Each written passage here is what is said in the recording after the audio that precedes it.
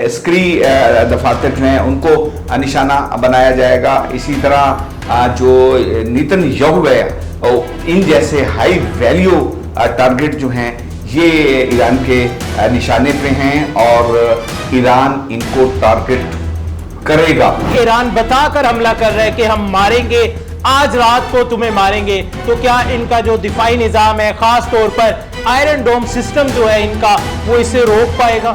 डोम system क्या रोकेगा? एक जंगी त्यारे को तो वो रोक नहीं सके। उनको अभी तक आज पता ही नहीं चल सका कि ये नामलूम जंगी त्यारा कहाँ से आ गए, ये कौन से जिन्नात आ गए हैं जो हमारे ऊपर घूम रहे हैं और तबाही मचा के जा रहे हैं, उसको तो शनाख्त कर नहीं सके। हम एक तरफ आलमी ब्लास्ट देख रहे हैं तो दूसरी तरफ हम इसको मुस्लिम और हिंदू यहूदी की जंग को देख रहे हैं। ट्रंप ने मोदी को मोरी लगाया, ऐसे ही है। G7 मुलाकात में नहीं, ट्रंप नजर ही नहीं आया सर, वो तो नहीं MLA ग्रुप में नहीं है, ऐसे ही है। उसके बाद नेतन्याहू की जो हो रही है, नेतन्याहू को अमेरिका लिफ्ट नहीं करा रहा। हमारा दुश्मन भारत जो है वो परेशान है कि भाई अमेरिकी सदर कह रहा है कि फील्ड मार्शल पाकिस्तान से मुलाकात मेरे लिए एजाज की बात है। ईरान शुदा का वारिस है और आने वाला वक्त भी ये साबित करेगा, शहीद होना कबूल करेंगे, शैतानों के आगे झुकेंगे नहीं। बिल्कुल ऐसे ही।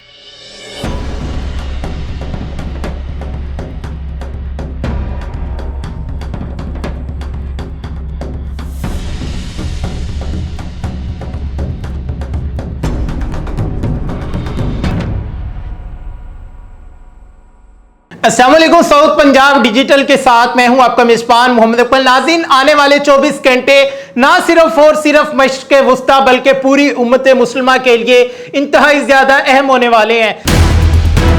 ज़राए के मुताबिक बताया जा रहा है कि आज रात ईरान जो है इसराइल पर एक बड़ा हमला करने जा रहा है। इस हमले के बाद कितनी तबाही होगी, इस हमले के बाद कितना नुकसान होगा? क्या ये वही हमला है कि जिसका उम्मत मुस्लिमा को कई बरसों से इंतजार था? क्या ये वही हमला है कि जिसमें फलस्तीन में मौजूद खवातीन पर जो जुल्म किया गया, मासूम बच्चों पर जो जुल्म किया गया, उसका बदला लिया जाएगा? क्योंकि ईरान और इसराइल के दरमियान जो कशीदगी है वो इस हद तक शिद्दत इख्तियार कर चुकी है कि अब इन दो मुल्कों के दरमियान जो जंग है वो एक इम्कान नहीं बल्कि एक मुमकिन हकीकत बन चुकी है। इसके साथ ही फील्ड मार्शल सैयद आसिम मुनीर साहब, उनकी ट्रंप से मुलाकात होती है और उनकी मुलाकात के बाद एक खलबली मच जाती है। इस मुलाकात में क्या बातचीत हुई है हम वो भी आपको बताने वाले हैं कि पाकिस्तान के लिए चंद बड़े सरप्राइज आने वाले हैं। ईरान आज इसराइल में किस तरह तबाही मचाएगा, इसी पर बात करने के लिए हमारे साथ मौजूद है senior journalist, senior analyst Sajjad Khokhar साहब। कीमती टाइम में से टाइम देने का बहुत शुक्रिया। बताइएगा कि आज रात को एक और बड़ा हमला होने वाला है, ईरान एक बड़ा सरप्राइज देने वाला है आज रात की तारीकी में। तो क्या हमला होगा और इस हमले के बाद फौजी तनसीबात को निशाना बनाया जाएगा? आज भी हमने देखा कि दिन दिहाड़े इनकी जो स्टॉक एक्सचेंज थी इसराइल की, उसे निशाना बनाया गया।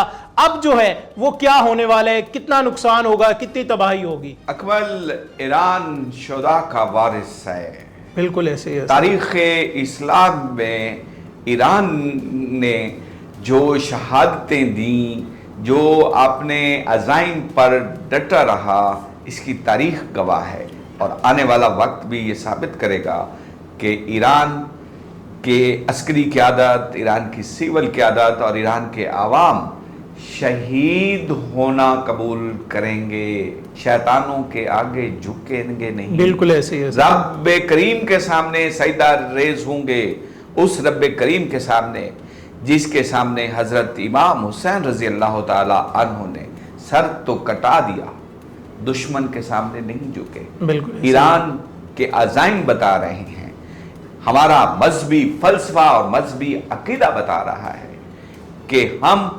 दुश्मन की ईंट से ईंट बजा दें इंशाअल्लाह। दुनिया जितनी मर्जी कोशिश कर ले, शैतानों के साथ जो छोटे छोटे और शैतान जितने मर्जी मिल जाएं, ईरान नहीं झुकेगा। ईरान भरपूर हमले कर रहा है अपनी बसात के मुताबिक, अपनी ताकत के मुताबिक, और उसका इसराइल को नुकसान पहुंच भी रहा है और इसराइल अपने बाप दादा अमेरिका के सामने गिड़गिड़ा भी रहा है बिल्कुल ऐसे कि ही। आए हमें संभालें।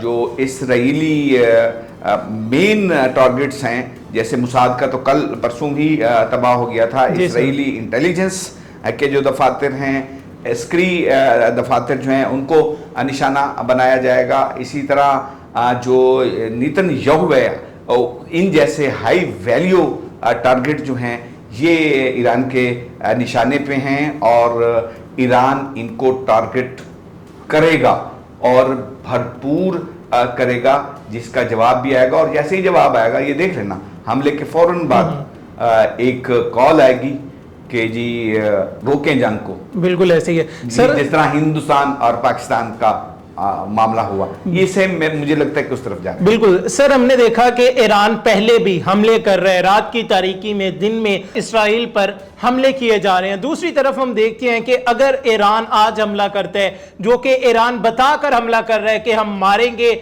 आज रात को तुम्हें मारेंगे, तो क्या इनका जो दिफाई निजाम है, खास तौर पर आयरन डोम सिस्टम जो है इनका, वो इसे रोक पाएगा?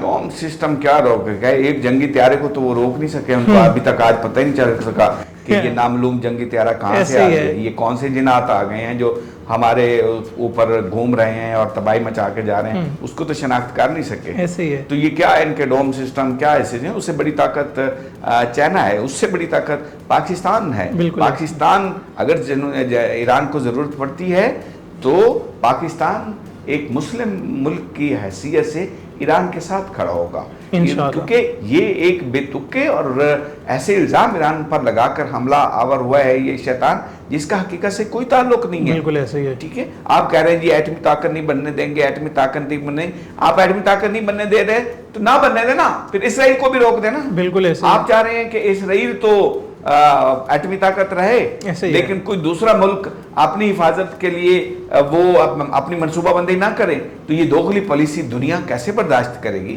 अब चाइना के सदर का जो बयान है वो भी बड़ा ज़बरदस्त बयान है, उस बयान को ऐसे हमें नहीं लेना चाहिए। ये आलमी ब्लॉक्स का बयान बनने जा रहा है। हम एक तरफ आलमी ब्लॉक्स देख रहे हैं तो दूसरी तरफ हम इसको मुस्लिम और हिंदू यहूदी की जंग को देख रहे हैं। हमारे मत में नजर में दो मकासद हैं, दो चीजें हैं हमें, दुनिया पुरअमन हो और आलमे इस्लाम को कोई खतरा ना हो, मुस्लिम रियासतें महफूज रहें, ये है हमारा मत में नजर। यही है हमारी पाक फौज जो पाकिस्तान की सरहदों की हिफाजत के लिए है। और फिर हम जिस कलमे की बुनियाद पर ये रियासत वजूद में आई है, जहाँ बैठे हुए हैं, तो फिर हमारा ये फ़र्ज़ है कि अगर दुनिया में कोई मुस्लिम रियासत पर इस तरह नाजायज़ तौर पर कोई हमला आवर हो तो फिर हम साथ हैं, हमारी आवाम साथ है, हमारी आवाम ईरान के साथ खड़ी होगी, हमारी आवाम तो फौजियों के साथ आगे। आपने देखा पाक भारत जंग के अंदर किस तरह पाकिस्तान की आवाम जो है अपने फौजी भाइयों के साथ टैंकों पे खड़ी हुई है, कोई गोले उठा के दे रहा है, कोई मशीन चला रहा है, कोई खाने ला रहा है, कोई पानी ला रहा है, कोई चाय ला रहा है। और यूं लग रहा था कि हमारी फौज से ज्यादा आवाम बॉर्डर पे हमें नजर आ रही है। तो हमारे पास अस्करी महारत भी है, जंगी महारत भी हम अच्छी तरह जानते हैं, हम दहशतगर्दी से भी एक तवील अरसे से जंग कर रहे हैं। तो पाकिस्तान का मुकाबला करना या पाकिस्तान को आंखें दिखाना इतना आसान नहीं है। पाकिस्तान को आंखें दिखाने वालों की आंखें नोच ली जाएंगे ना। आज दुनिया तस्लीम कर रहा है किस तरह Donald Trump I love you Pakistan कह रहा है, किस तरह डोनाल्ड ट्रंप कह रहा है कि आसिम मुनीर, हाफिज आसिम मुनीर से मुलाकात करना मेरे लिए एजाज की बात। अच्छा सर, मैं इसी सवाल की तरफ आने वाला था कि आपने वो टॉपिक जो है पहले उसका आगाज कर दिया। इसमें बताइएगा कि हमने देखा है उम्मत मुसलमा के अजीम लीडर जो हैं फील्ड मार्शल सैयद आसिम मुनीर साहब, उनकी ट्रंप से मुलाकात होती है और उनकी मुलाकात के बाद अवाम में एक बड़ा तजस्सुस पाया जाता है कि आखिर इस मुलाकात में क्या बातें हुई हैं। एकदम से आई लव यू पाकिस्तान जो है वो कैसे निकल आया है, एकदम से पाकिस्तान का झंडा जो है वो इतना ऊपर कैसे चला गया है कि एकदम से पाकिस्तान की जो आला क़यादत है, ट्रंप उन्हें खुद बुलाता है कि आए हमारे साथ मीटिंग करें, आए हमारे साथ मिल के बैठे। तो ये कौन सा नया सरप्राइज आने वाला है? फील्ड मार्शल जनरल सैयद हाफिज आसिम मुनीर का जो विजन है ना, बहुत वसी है।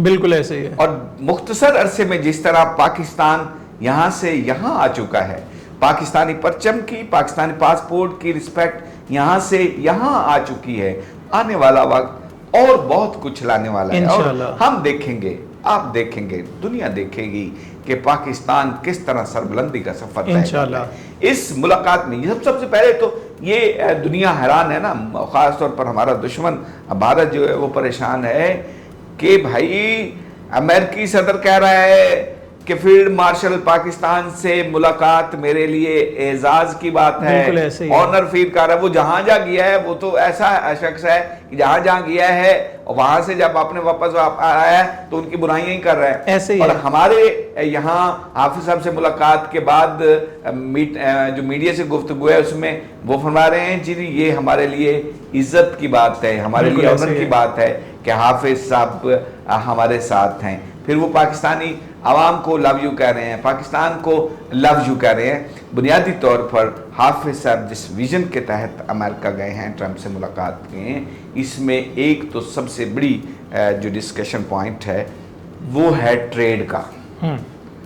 पाकिस्तान की सफारती पॉलिसी, खारजा पॉलिसी इस कदर शानदार हो चुकी है कि आप देखें, एक तरफ चाइना हमारे साथ खड़ा है, चाइना हमारे साथ सरमायाकारी कर रहे हैं, दुनिया के दीगर ममालिक हमारे साथ सरमाया कर रहे हैं। दूसरी तरफ अमेरिका और चाइना जिसका एक कुत्ते का वैर है, वो अमेरिका हमें वेलकम कर रहा है, हमारे साथ कर रहा है।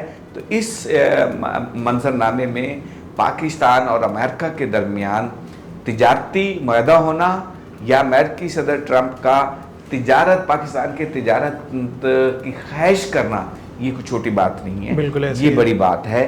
तो उसमें हाफिज साहब ने एक तो ट्रेड के हवाले से बड़ी खुल खुला के गुफ्तगू की हैं, दूसरे ज़रा के मुताबिक कश्मीर इशू पे जो है ये हमें हल होता हुआ नज़र आ रहा है इंशाल्लाह अज़ीम। और तीसरी पाक ईरान जंग पे कुछ बात हुई है जिस पे हमारे हाफिज साहब का मौक़िफ़ है कि जंग मसले का हल नहीं है, दुनिया को अमन की तरफ ले जाना चाहिए और जो अमन का दुश्मन है उसे सब मुल्कों को उसके खिलाफ खड़ा होना चाहिए, उसका साथ नहीं देना चाहिए। और इसके बाद आप देख लें कि ट्रंप ने मोदी को मुंह नहीं लगाया, ऐसे ही है। G7 मुलाकात में नहीं, ट्रंप नजर ही नहीं आया सर, वो तो नहीं मिले, ग्रुप फोटो में नहीं है, ऐसे ही है। उसके बाद नीतन याहू की जो हो रही है, नीतन याहू को अमेरिका लिफ्ट नहीं करा रहा। ऐसे ही है। मुझे ये लगता है कि आज के ईरान के हमले के बाद ट्रंप साहब कूदेंगे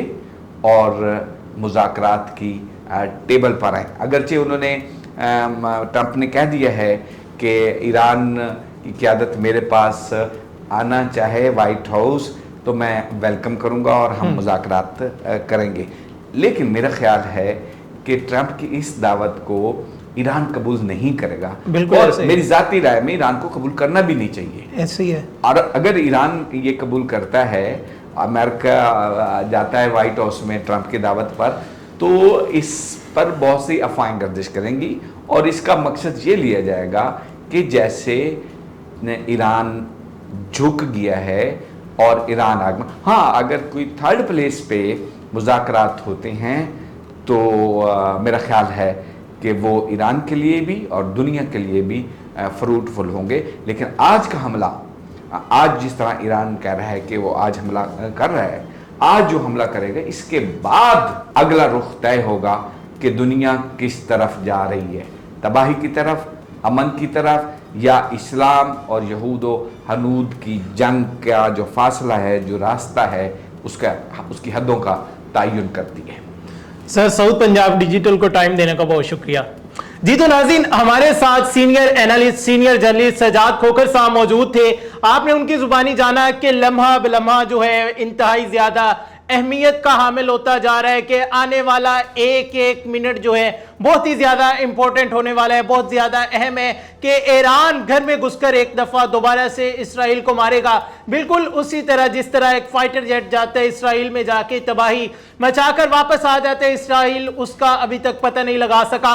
और दूसरी तरफ फील्ड मार्शल सैयद आसिम मुनीर साहब उम्मत मुसलमा के अजीम लीडर की ट्रंप से मुलाकात जो है उसने बहुत सारे हलकों में खित्तों में खलबली मचा दी है कि एकदम से ऐसा क्या हो गया कि ट्रंप सैयद आसिम मुनीर साहब को मिलने पर मजबूर हो गया, कि ट्रंप को कहना पड़ा कि I love you Pakistan. Field marshal Syed Asim Munir साहब से मिलना मेरे लिए बाइसे फख्र की बात है। तो नाज़रीन, आने वाले दिनों में पाकिस्तान में बड़ी खुशखबरियां आने वाली है, आलमे इस्लाम के लिए, उम्मत मुसलिमा के लिए बड़ी खुशखबरियां आने वाली है। एक दफा फिर से इस्लाम का बोलबाला होने वाला है, कुफ्फार का मुंह काला होने वाला है। अपने मेजबान मोहम्मद अकमल को दीजिए इजाजत। अल्लाह निगहबान।